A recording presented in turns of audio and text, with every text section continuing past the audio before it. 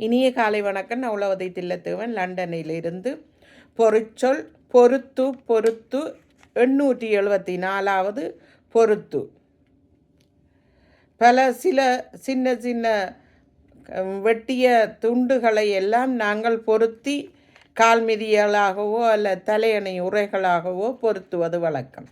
அதே போல் ஆடைகளை கைவேறை பின்பக்கம் வேறை முன்பக்கம் வேறை இடையில் பொருத்துகளை வைத்து பொருத்தித்தான் தைப்பது வழக்கம்.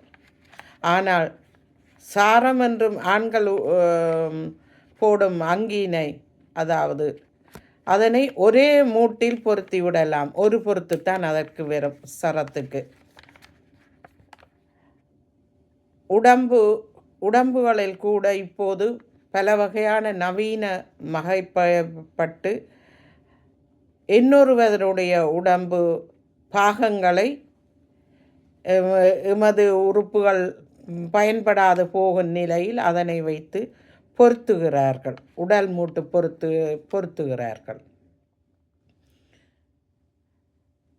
சிறிய வகையான பேப்பர்களை கூட, அதாவது காகித வகைகளை கூட பசை போட்டு பொருத்தி விடுவோம்.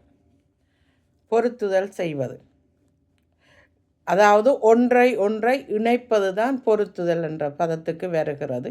2 வயல் காணிகள் 2 பேருடைய பேரில் இருந்தால் அதை ஒருவர் வாங்கிவிட்டால் அது 2 காணிகளையும் சேர்த்து பொருத்தி ஒரே காணியாக்கி விடுவோம். பொருத்துதல் செய்வார்கள்.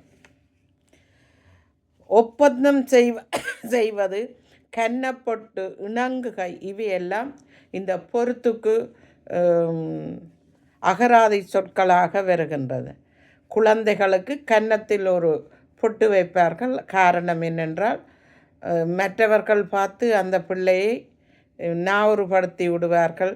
அழகான பிள்ளை ஏதாவது ஒன்று, அந்த பிள்ளை பேர்ந்து தொடர்ந்து வருத்தங்கள் ஏற்படும் அல்லது அழுகிற பிள்ளையாக இருக்கும். இதற்காக அந்த கன்னப்பொட்டுகளை வைப்பார்கள், சிருஷ்டி கழிப்பதற்காக. அழகாகவும் இருக்கும். பியூட்டி டாட்ஸ் என்று கூட சொல்லுவார்கள் சின்ன வயதில். இயற்கையாக கூட அந்த கருப்பு பொட்டு கன்னத்தில் இருப்பதை காணக்கூடியதாக இருக்கிறது. நன்றி, வணக்கம்.